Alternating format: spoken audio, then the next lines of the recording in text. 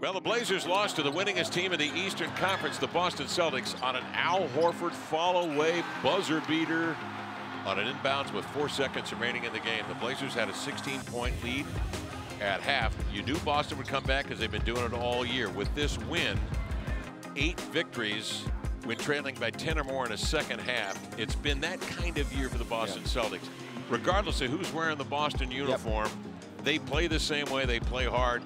They grind away. Defensively, they were terrific in the second half, holding the Blazers to 32% shooting while shooting 51% themselves. They're the best defensive team in the NBA. It showed today, but also the Blazers, one of the top 10 defensive teams in the league, and have spent a vast majority of this early part of the season in the top 5. And the Blazers defense came to play, and that's what helped. That facilitated them getting that lead at halftime.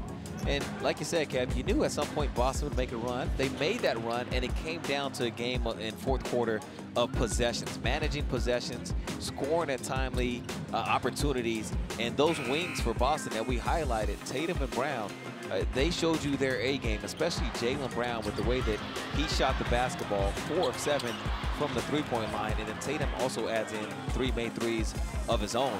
And for the Blazers, the letter O struggled throughout the game. 6 of 19 from the field, but really turned it up a couple notches in the last few minutes where his team needed him to make a 3, a floater in the lane, and then an and one there at the end of the game to put them up by 1.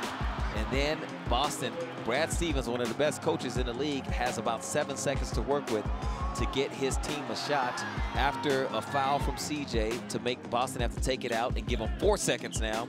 They go direct entry to Al Horford at the elbow, and it was well defended. Chief has a hand in the face, forces a turnaround, a fadeaway, and it was an all-star in Horford making an all-star type of shot.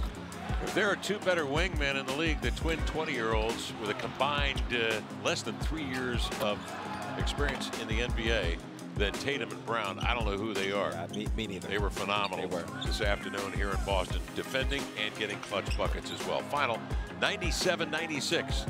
The Celtics win this one, their 39th win of the year, while the Blazers go to 29-24 on the year. They're even now on the road at 14-14. That's next action on Monday in Detroit. Join you for the pregame show at 3:30.